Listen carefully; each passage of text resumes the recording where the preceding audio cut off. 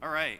Good morning, everyone. My name is Bill Mehegan. I'm the program manager for Carequality, and I lead the project for standing up a Carequality FHIR ecosystem, which will complement what we have in play in the document exchange world. So to get us started, I wanted to take this opportunity to recognize all the hard work we've received from everyone across the industry on this project. There's over 100 people who comprise the two work groups, the policy and the technical work groups for this project. And they've largely contributed to the success of this endeavor. So as I look out into the audience today, I see there's a number of you from the respective work groups. So thank you for your efforts, and thank you in advance for your continued support toward helping Carequality make FHIR-based exchange a reality. So in a minute, I'll have the panel introduce themselves. I'm then going to kick it over to Micky Tripathi, who's one of the panelists here, who will walk us through a few slides on how we got here today. And then after that, we'll transition into a little Q&A with the respective co-chairs, basically giving you a behind-the-scenes look at the discussions we've had to date and any conclusions and decisions that have been born from those discussions. And then we'll end the session by opening it up to questions from the audience, which if yesterday's FHIR discussion is any indicator, there will be plenty of questions from y'all. So with that, I'll just ask that we go down the row here and have the panelists introduce themselves, and then we'll have Micky do those few slides. Okay. You can go first. Okay. Hi, everyone. I'm Micky Tripathi. I'm the co-chair of the FHIR Technical Workgroup with Hans. I'm the CEO of the Massachusetts eHealth Collaborative, which means nothing to most of you. But I manage the Argonaut project, and I'm on the board of the Sequoia project and Commonwealth. My name is Hans Buitendijk. As Micky indicated, we are co-chairing the technical work group around FHIR. I'm with Cerner, Director of Interoperability Strategy, active in Carequality, Commonwealth, HL7, a couple of other places, trying to move these topics forward. Good morning. I'm Dr. DeVore. I'm Director of Enterprise Interoperability at MatrixCare, a long-term care software vendor. I think the first long-term post-acute vendor on the Carequality network. Member of the Advisory Council for Carequality, former president of NASL, the National Association of Support of Long-Term Care, and I'm actually the comic relief for my co-chair, Genevieve Morris. So. I guess comic relief because I'm harsh. I don't know. So co-chair with Doc on the policy work group, Genevieve Morris. I own my company, Integral Health Strategies, and I provide consulting services mainly to vendors in this space who are trying to understand the regulatory landscape. If you're not aware, I authored the TEFCA, so policy is really my focus, and if you hate the TEFCA, feel free to find me afterwards, I guess, and let me know your feelings. A lot of people do, but was really happy to be able to be a part of this and help on the policy side with FHIR. I believe you're at Micky. Yep. Great. Clicker's right there. Yes, here's the clicker. So I'm delighted to just do a little brief introduction to this before we get into the Q&As.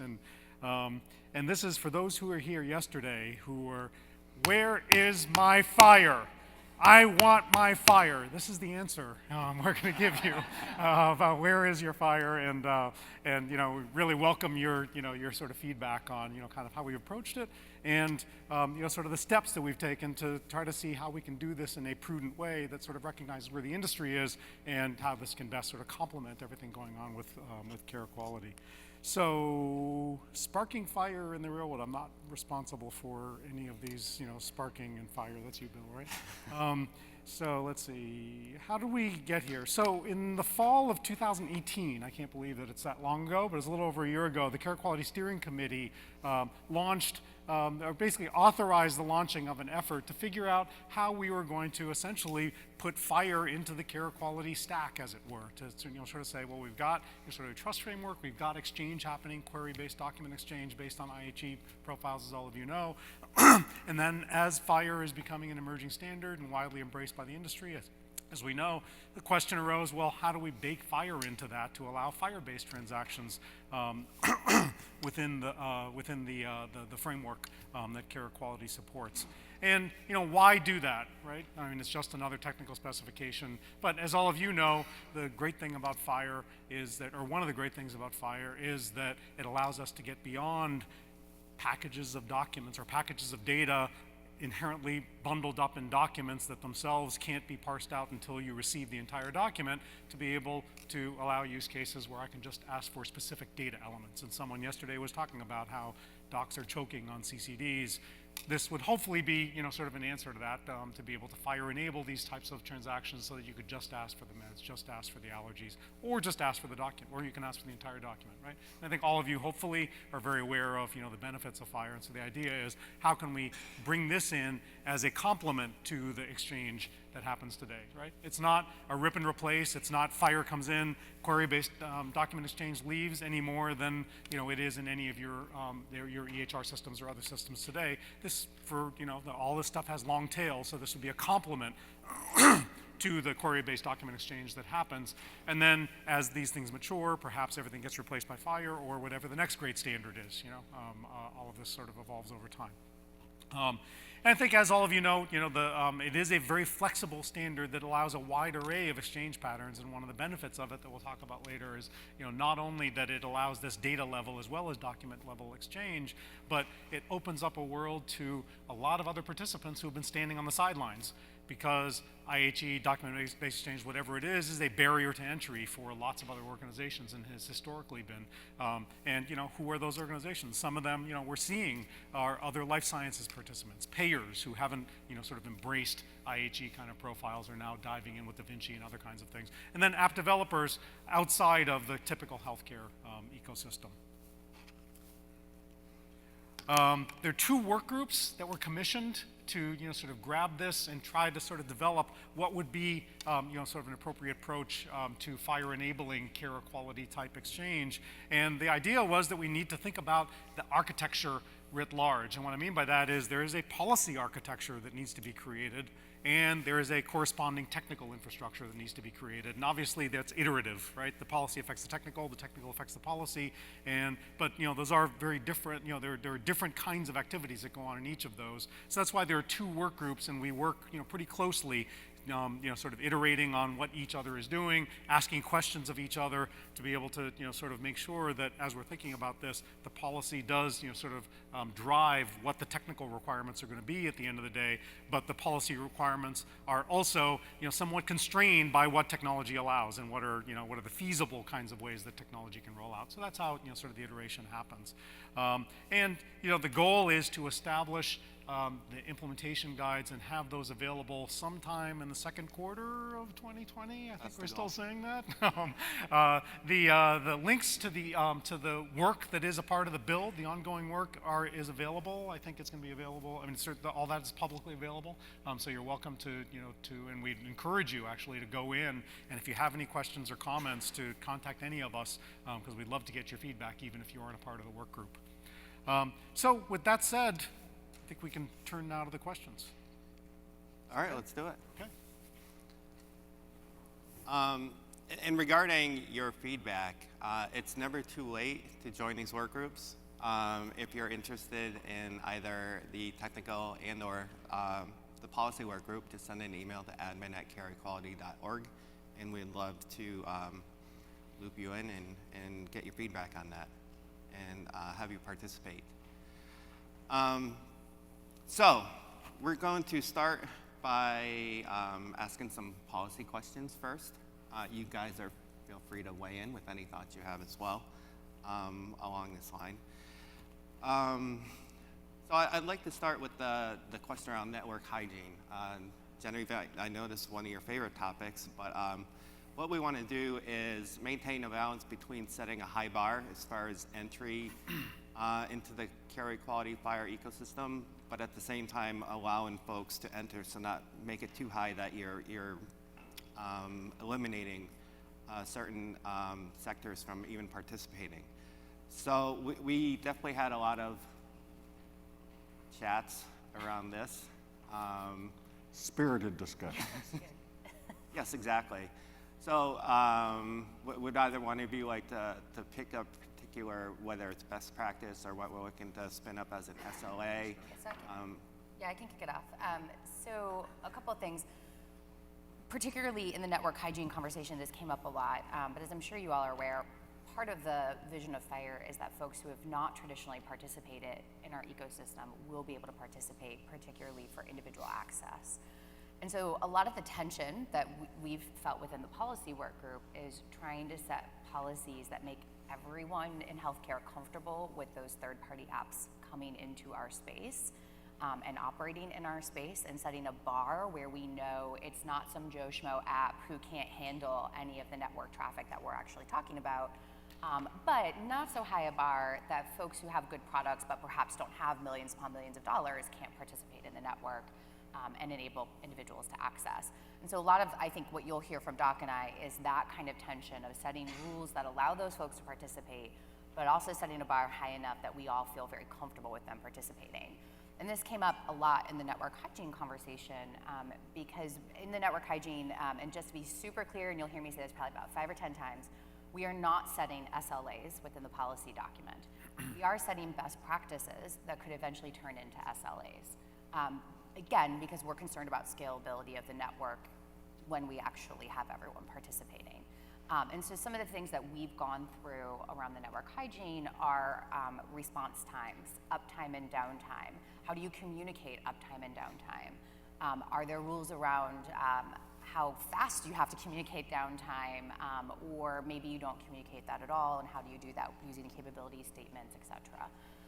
And so a lot of the discussion around that was, what are the right rules to set? So what is the best practice that we can use? And then who does that best practice apply to? And so a lot of the discussion also is around, is it the implementer level that has to meet these network hygiene requirements? Is it the participants underneath of the implementer? How does that make sense? And so it's been a lot of variation between who does it apply to, what is the actual best practice, knowing that it will become an SLA. Everyone's cool with the best practice, that's tough until you say SLA, and then feelings change. And are we setting it right so that those third parties can participate, but that they're not going to take down the whole network because they've coded their product really badly, and perhaps they're actually killing our response times? Yeah, I think that's the biggest concern a lot of us had is the beauty of FHIR is that it's RESTful, right? It is the kind of thing that a young developer can pick up literally in his garage and code his application. And have her application be widely disseminated through the Play Store or someplace else. But there's the danger, right, is that surely nothing could go wrong with a developer who says, oh yeah, I know how to do REST, but doesn't think about things like volume and scalability and identity proofing and a number of other things. And so those are the things that we really have spent a lot of time on, and I don't know that we've really been able to get to the place where we agree on that yet. But imagine in that world of, because we really do want that kind of innovation in the marketplace, right? We really want to have that application that serves a specific need. Heard a lot of that discussion yesterday afternoon here around the kinds of things that you could do with some kind of mobile app or devices that really FHIR would really enable those things to take off. On the other hand, would those ever get exploited in wrong ways? I did hear the word Facebook mentioned a couple of times yesterday afternoon. And it's that kind of conversation that kind of scares us in this area of network hygiene. And so how do you do that in a way that the guy who's got the really great idea can do that and run with it but not take our network down. So I don't know that we have a really solid answer on that yet, and it'd be interesting to hear what the group has to say. Just one thing on context, which is real kind of a Carequality thing, but as we embarked on this work, I think we're starting with the Carequality framework, right? So the query-based document exchange framework is where we started, and we said, how do we FHIR enable that? We're not saying, let's start bare metal and think of this from the ground up. We're saying, no, within the parameters of how query-based document exchange works, from a trust perspective, from an architecture perspective, let's go down that path. So some issues, like network hygiene, for example, everything that Genevieve talked about, all of that is true for query-based document exchange, but with some of these issues, I think that Dave and Bill were able to point out, well, we never got to things like SLAs in query-based document exchange. It's not like that's a FHIR-specific issue. You could ask yourself, well, why isn't that true in query-based document exchange? Some of these things are, well, we never got there in query-based document exchange, so let's think about it in the FHIR context, and then maybe we'll loop back and say, okay, whatever we decide there, we'll sort of update the query-based document exchange sort of use case to meet the same SLA or best practice or whatever it is. And there's a number of those kinds of issues that I think we've been sort of confronting as well. Right. Okay. So Doc, you mentioned identity proofing. You're up, man. So why don't we chat about that for a minute? So with the individual access use case expected to be very prevalent in the FHIR world, what concerns or what discussions have we had around that? And I know we're waiting for specific language in the TEF to come out, but it's something that's definitely on our radar. So can you expand upon that? Yeah, so from a policy perspective, we want to provide that individual access. We know that that's what TEF is going to require, and it certainly makes sense. All of us are patients at some point, and we want to be able to get our data and share our data appropriately. What scares me in that small request world, in other words, instead of the whole CCD, I just want this part of the CCD, right? Because that's really what FHIR is. Those FHIR resources are just those different sections of clinical document exchange. I know who Micky is because we've exchanged certificates and we've done all of that kind of thing. How do I know that Micky really is enforcing the identity proofing of the people his application serves, right? How do I know that this person who just pushed the button requesting the progress notes really is Doc, right? And that may not seem too big a deal until you start to think about how do I then take that assertion that that person is a patient whose purpose of a request is asking for something, right? And certainly we have that in the QBE. We have that concept, but now we've made it a whole lot easier for you to do that, and we're doing it in ways. We're doing it with people that we've never vetted, right? We haven't exchanged certificates with me. We did it with Micky, right? And is there the potential? This is the area that kind of keeps me up at night. Am I going to get a request that I honor only to find out it shouldn't have gone there, right? And that scares me.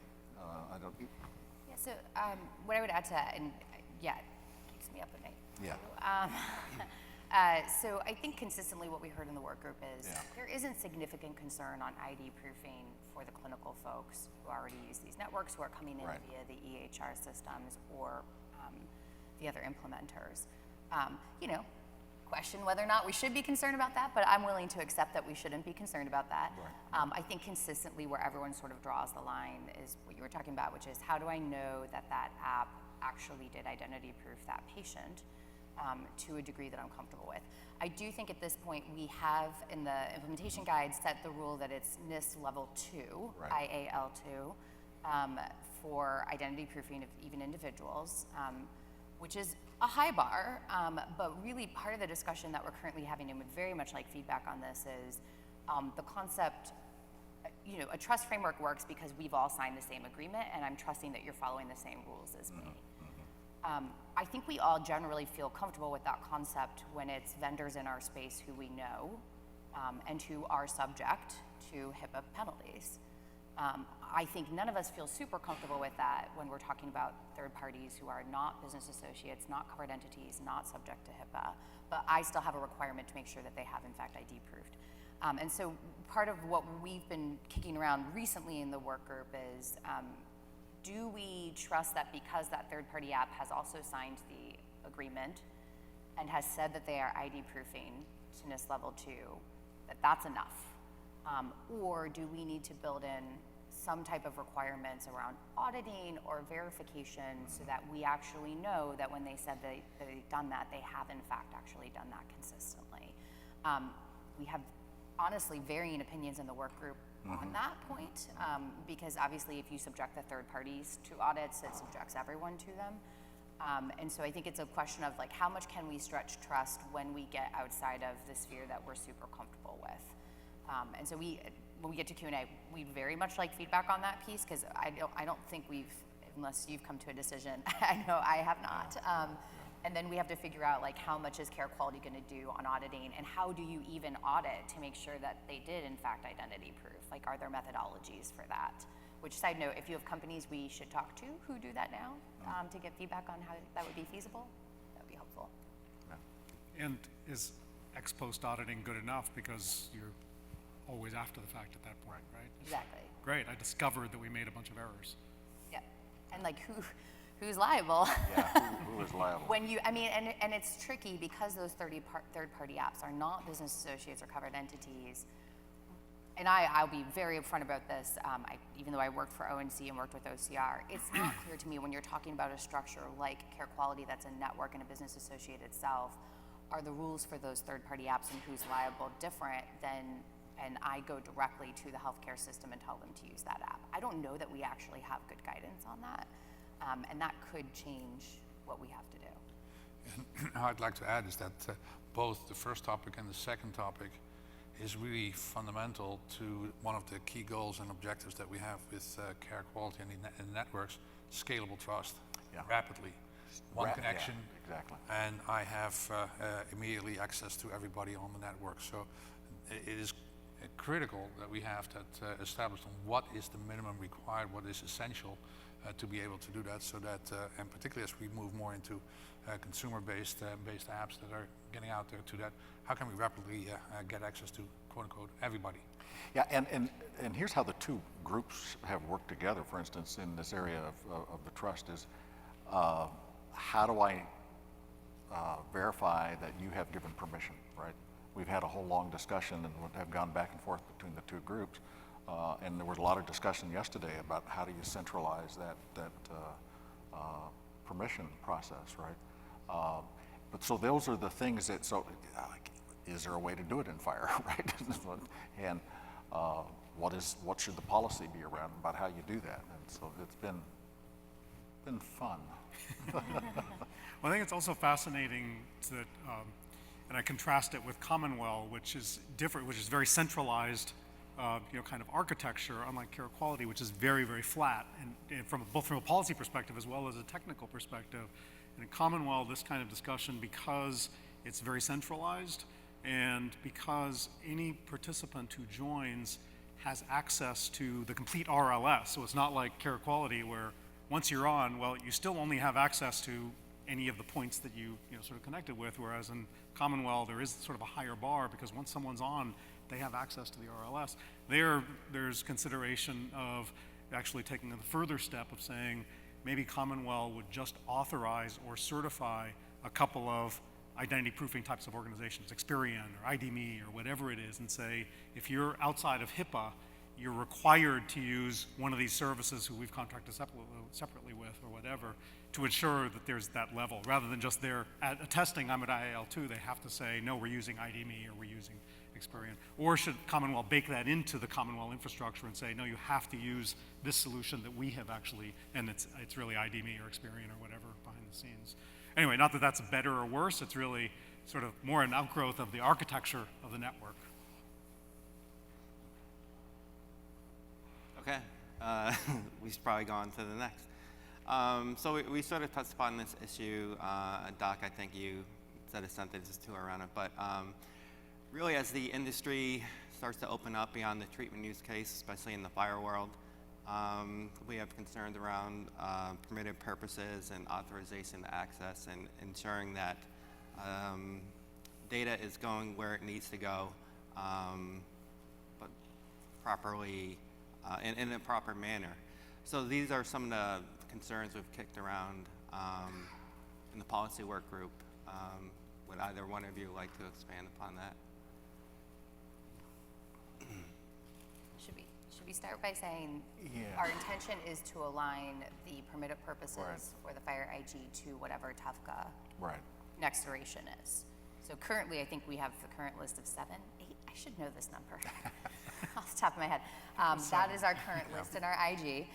If they go back to TPNO, which would be, which I think would be great, but frustrating at the same time, that would be what we would align to. And then I think one of the, and this is more just an example for everyone of how hard it is to transition something that was made for individual access into B2B communication. When we started, in the structure we're talking about, we as a policy work group believe that the permitted purpose for which you're requesting the data needs to be on every transaction where you ask for that data. Because you need to record that in an audit log and know who asked for the data and did they actually have rights to it for those purposes, because there are so many options. And we found out pretty quickly that FHIR may or may not have a resource to do that because of the way that FHIR was built. And it made perfect sense in the app world that if it's an individual access app, that's all it's ever used for, why would they need to communicate that on every transaction? But in a B2B world, that's actually really vital data to making sure that we can actually meet audit requirements, particularly under HIPAA and other things. And so some of the discussion we've had is around how do we communicate those permitted purposes? Are there ways to communicate multiple permitted purposes within a single transaction or a single resource? Which is, I don't know if we have full answers on that from the I don't tech think folks we do. yet. Yeah. But from a policy perspective, We're waiting. it's okay, we're ahead of you guys, it's really cool. But that, I think, is some of the policy stuff we've had to deal with is, is that a reasonable policy goal and does it match the feasibility of the technology? And in some cases, I think we're gonna say, we have to do it whether it's feasible or not, and you have to make it feasible. I think that, to me, that's one of those areas where, because of audit requirements, I don't think we have a choice to lower the bar on that and just say, oh, hey, implementer, you're authorized for all these exchange purposes, but I don't care what you're asking for the data on this particular use case. I mean, that just makes it super hard to audit whether someone should have actually had access to that data. Yeah, I think we pretty much have said what we're doing with QBDE is what we have to do, Yep. and make sure it aligns with TEF. And so I think right now we've got some placeholder references. We do. We're kind of waiting for, what did I hear, end of the year? Yeah, I like those. Near end of the Subtle year. I post. think. Yeah, so yeah, well, I move think to the right the a plan is in the policy IG to put a placeholder for the resource in which you would communicate that, Right. much like it is in the QBDE spec today. So. Right. I mean, to surface that a little bit, and so in the QBDE, it's not as if this permitted purpose assertion notion is new, right? It lists, but it's just because of the constraints of who participates and who can participate right now in QBDE that I think, and Dave or Bill, correct me if I'm wrong, that the permitted purpose is sent every time, but it's probably not really used by the recipient that much because people know that, well, it's only other covered entities or BAAs on the network right now. But the minute you start saying, well, these are going to be people who are outside of HIPAA, all of a sudden that assertion becomes important. And same thing with, I mean, it ties into the minimum necessary conversation from yesterday, which is different permitted purposes have different rules around minimum necessary. And so particularly when you start to think of how it links in with info blocking, if treatment is the use case for which you're asking for that data, I got to give you everything. There's no minimum necessary there. But a lot of the other permitted purposes, which we just haven't dealt with in these networks, honestly, for the most part today, you should, I mean, like, it would be awesome if someone built a tool that like evaluated the permitted purpose for which was being asked and actually only sent back minimum necessary data. And so I think it's going to become a bigger issue as we expand to those other permitted purposes. Well, and FHIR allows you to enforce minimum necessary, right? If Yeah. Right, it's and not, you know, it's like, well, Well, you and- only need 2 of the fields in the CCDA, but that's all I can give you, so please, you know, be careful. Yeah, but if I'm a patient using an app, Yeah. minimum necessary to me is everything. everything, right? I want it all, okay. So, yeah. Okay. I'd like to just ask one more policy question as I look at how much Gonna time we have grill us left here. today. And then, yeah, I'll just throw it out here. We could probably spend hours talking about it, but patient matching in the FHIR world. So as we are expecting more and more types of actors to enter into fray, that means more patients will exist. It might be harder to match patients. So given that it's currently a struggle in the query-based document exchange world, and we're expecting that struggle will continue and maybe be even more burdensome in the FHIR world. Would you like to talk about briefly the concerns that we've expressed there and any thoughts you'd like to share on that? Well, in some ways, there really is nothing new about the approach to FHIR, right? And I know Genevieve will probably want to talk about standard ways to we can talk about that. express data, which I think we need to take back just to QBDE in general, right? The challenge I see is I think we're probably going to get maybe less demographic and other kinds of information in some of these FHIR-based apps than we see in the SOAP-based QBDE, where we already have a challenge on patient matching. Because they may not have it. Because they may not have it, or I'm thinking of my wife, and even occasionally with me, with some of the apps that I have on my phone, I've got limited information. I'll give you my first name and my last name, and I made up the email address because I don't want you to have it, right? Does anybody? Definitely made up the birthday. And now, yeah, I just definitely made up the birthday. And now I've got this app on my phone to get the vitals on a regular basis for mom, right? How do you get to it? Yeah. Or the converse is the app might actually have way more up-to-date demographic Right. information on you because you Right. just signed up for it, Right. which also leads to a matching problem. I don't know if Ben is here today, but we did settle on the policy side on saying that when you are using demographics to do the matching, which I think we still have to figure out the patient matching transactions in FHIR, that you should do your best to standardize those the data when you're asking for it. I think the part of the conversation that we had was how many people are using deterministic matching versus probabilistic on the network today. I think it's a pretty high number. I think the third-party apps is going to be an even higher number. I can't imagine a third-party app being like, let me go buy Initiate to do probabilistic matching for my app. So under the assumption that we'll have a lot of deterministic-based matching, I think the policy that we've set so far is, one, you need to exchange the demographic data that's in the US CDI or Common Clinical Data Set, whichever we're on at the time. And you need to exchange it in a standardized methodology or your best effort to standardize before you use it to ask for the data. And I believe that the additional statement there is as well, whether you put in that data as part of a document exchange request or as part of a FHIR-based, the expectation should be best practice, you get the same answer. So actually, no. That was a very long, Yeah, it was, wasn't it? Oh, that was a long long discussion on Really? our work group. Yeah. So that was our Breaking original news. policy, and what we heard, and we would love to get feedback on this too. What we heard from the work group members was the IHE methodology for doing the patient demographic find, XCPD or CPD, yeah, may not be coded super well in the current stacks, and people don't want to go back and recode that. Rather, they just want to use the new FHIR options. And so what we actually heard is we might get better match results off of the FHIR methodology versus the IHE specs because they don't want to go back and recode. And so Yeah. we had that policy, and it got pulled out. That was a 1-hour discussion all by itself. Yes, it might have even been more than it might have been 2 calls. So I think we would very much like feedback on that, because I will be the first to admit it doesn't make logical sense to me why it would be different, but I've had enough technical people tell me that the coding would be different, that I believe them. Yeah, but it'd be great to get that. And what we were hearing from those folks who were saying, no. Because we were originally going the approach, if it works this way, you should get the same outcome over here, right?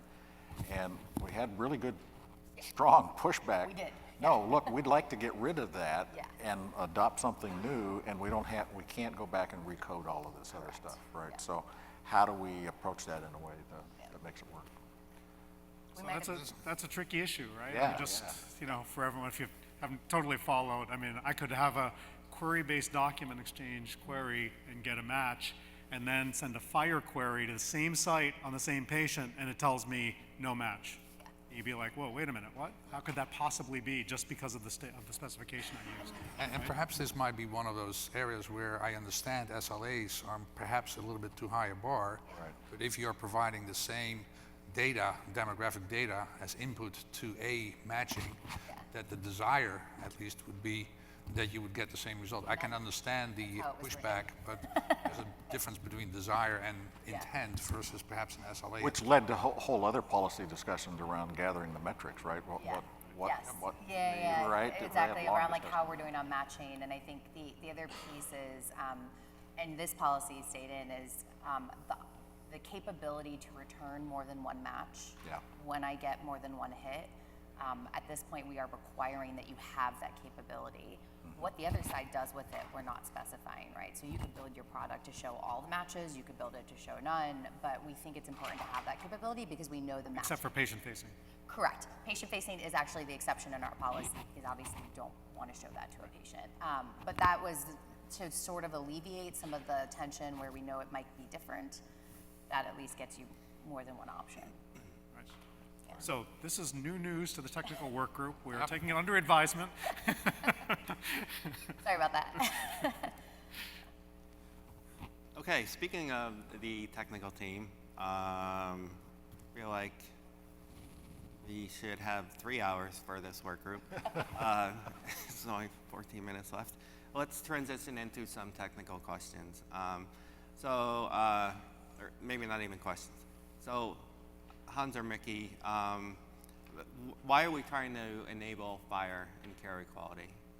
Briefly talk about that. Sure. I think it's very clear that there is a paradigm around documents that has evolved and has been used for a variety of different use cases. But as the need for not only document exchange to get access to data, but also to start to be able to get access to either smaller data elements, targeted, whether it is larger data sets, whether it is bulk data, whether it's a variety of different ways. Those are all emerging in the FHIR space. So, and needs to be scalable, needs to be accessible at a national level as well. So it's a very natural thing to say is that, okay, we have document exchange, it has its pros and cons. We know some of the benefits, we know some of the warts with it.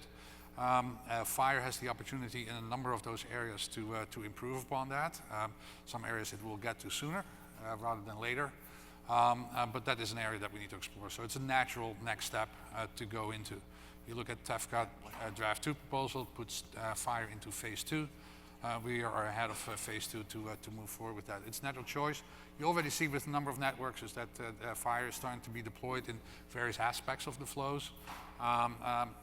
It's next step.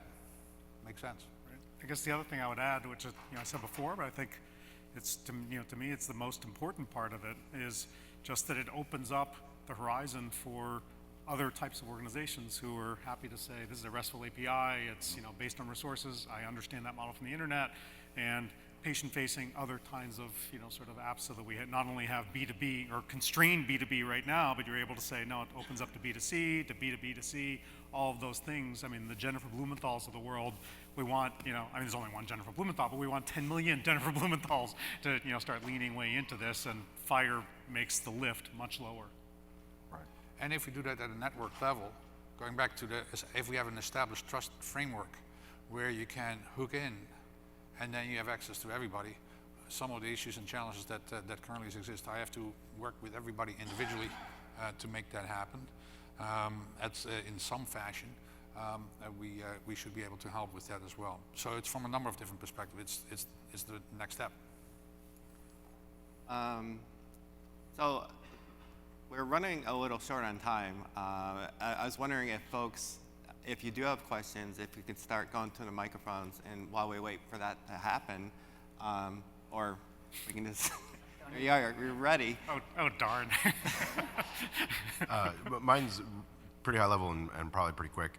How do we, since we are running short on time, you asked for feedback on a lot of the various topics you were talking about. And Genevieve, my memory is different than yours on some of those. Have you been on recent calls? I've been on half of them, and that's where I was like, maybe I missed that one, because I didn't remember coming to the conclusion of different responses. So anyways, and the multiple match. Anyways, are these documents, the current draft and some of that stuff, are they all on your wiki spaces and whatnot? Like, how would we continue to contribute if we're in this audience right now to the topics that were discussed?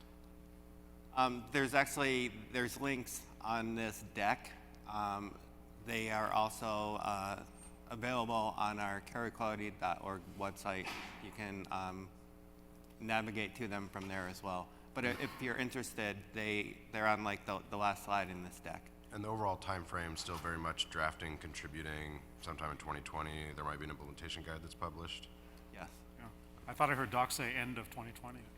I should Let's say say it's around end where of we're year. at with RIG is, I think, slightly different than where the technical group is at. Right. We are trying to finish up our first pass through our full IG, and it is available. All work group members get a link to it, like every week from Bill. So please check your emails from Bill, and you can put comments in.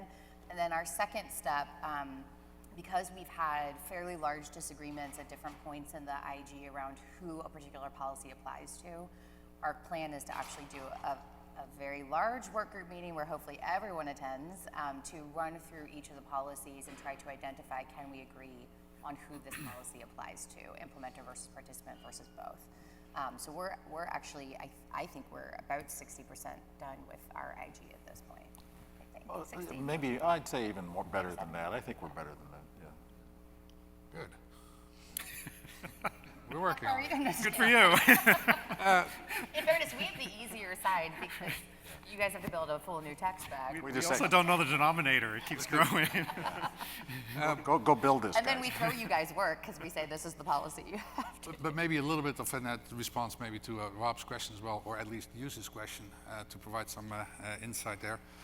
The way that the technical work group is going about it might help to also see where we are at and where consequently the state of the implementation guide is. We purposefully kind of divided the work into two very major chunks. The underlying infrastructure, if you will, the plumbing, and the use cases that are going to be executed on top of that. Our focus right now is not yet on the use cases that we're going to support, but I'll have a word about that. It's more about the infrastructure to make sure that we can how do we get the endpoints from the Carequality directory? How do we establish authorization authentication? How do we do dynamic registration? How do we do that with consumers in mind as well as the more B2B clinical set in mind? And we're iterating through a combination of enhancing an implementation guide with some great input from some of the deeper technicians around.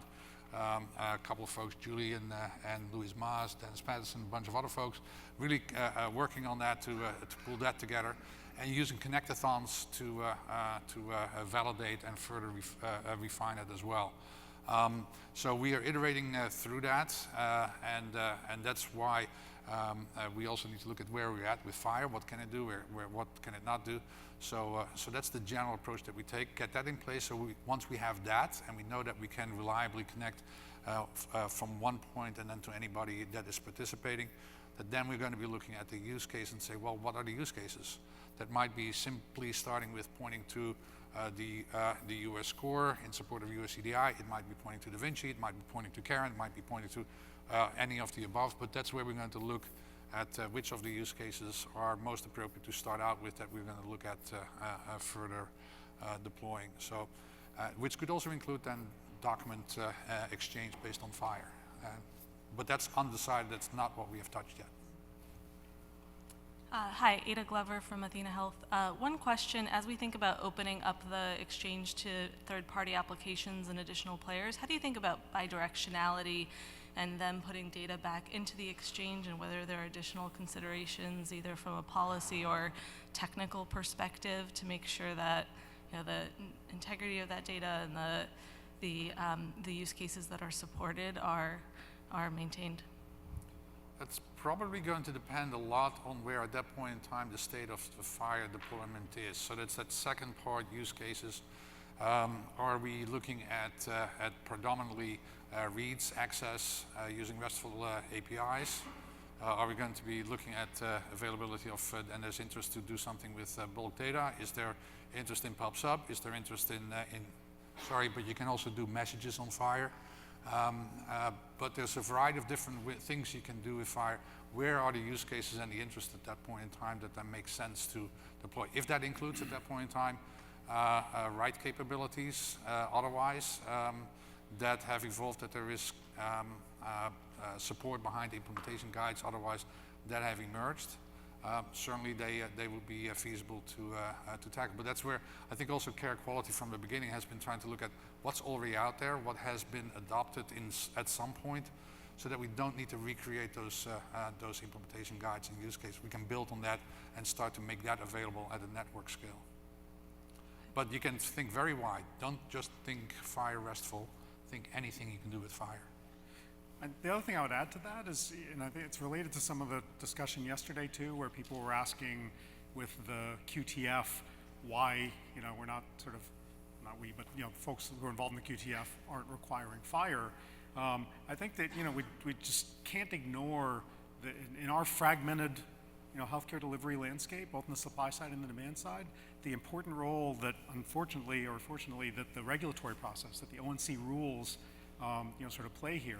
And what I mean by that is, if ONC rules at some point come and say that you have to have bidirectionality based in, in every one of those certified systems, then all of a sudden there's a lowest common denominator that a network like Carequality or whatever can then leverage.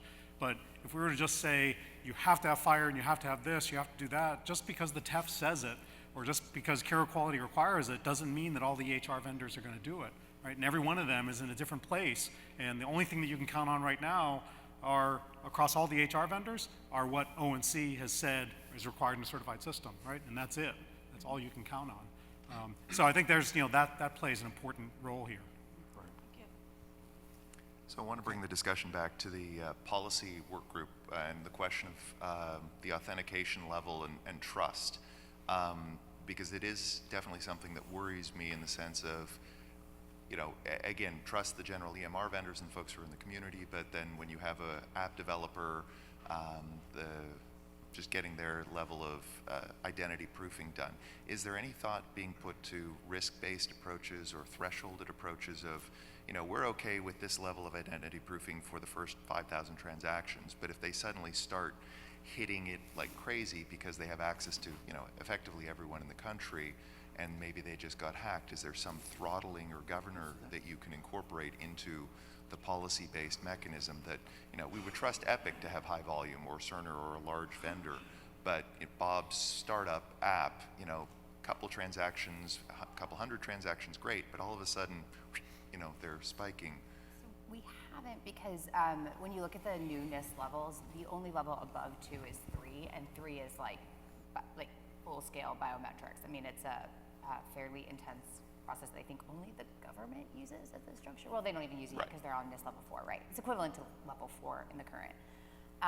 So I think our feeling is if we set it at a level 2, which is a fairly, in the new NIST rules, fairly high level of ID proofing, at the end of the day, it shouldn't matter whether you're asking for 5 or 5,000 if you're proofing at that level. But to your point, as we think about some of the audit pieces, like we might consider setting thresholds to say, how often if the individual accesses your purpose for what you're asking for data and you get over a certain number within a certain time frame, like we're going to come back and audit you to make sure that you actually did. Okay. So it probably would be, that's a good idea for the. Yeah, and I think maybe he took the conversation a little further, but we have had that conversation about how do you guard against that? How do you measure it, right? Yeah. How do you have a best practice, because we started off with some SLA discussions around that, and said we're just not there. We don't know what's going to happen. So kind of focused on gathering the metrics and then how to monitor that in a way that makes sense. That's a good idea for auditing. Yeah. Talk about that. Let's let you take one more question. Unfortunately, we're already over. Sorry, Scott. We should talk, number one. We can help, I think. Two is you asked about entities that have actually certified credentialing organizations. There's only one right now in the world, actually. Kentera is the only one that actually does that. So they have an 863.3 actually certification program that actually helps that happen. You also talked about federation. So we are looking at, in the Care and Alliance, at federation approaches in the world. So there are other folks, Canada's got one. Georgia Tech actually did some work with NSTIC for a while to do federation type approaches. So in Karen next year, we're going to actually start to look at what is a federation approach that actually works at scale, and how do we figure out ways to make that happen if in fact you had a digital credential that was an AL level 2 to make that happen. And then the final point is there's 5 things, this is all on our website too if folks want to review it, but there's 5 things that have to work together. There's identity authentication, consent, federation, and matching. And all 5 of those things are actually very different, and how you approach that, especially from a consumer perspective, as to how that actually operates. So anyway, as you're thinking about that, I'm out of time, Dave, but as you're thinking about that, we should definitely talk as we get some of that stuff in there. Thanks, Ryan. All right. With that, thanks, Ryan, and huge thanks to our panel, Genevieve, Doc, Hans, Micky, and Bill.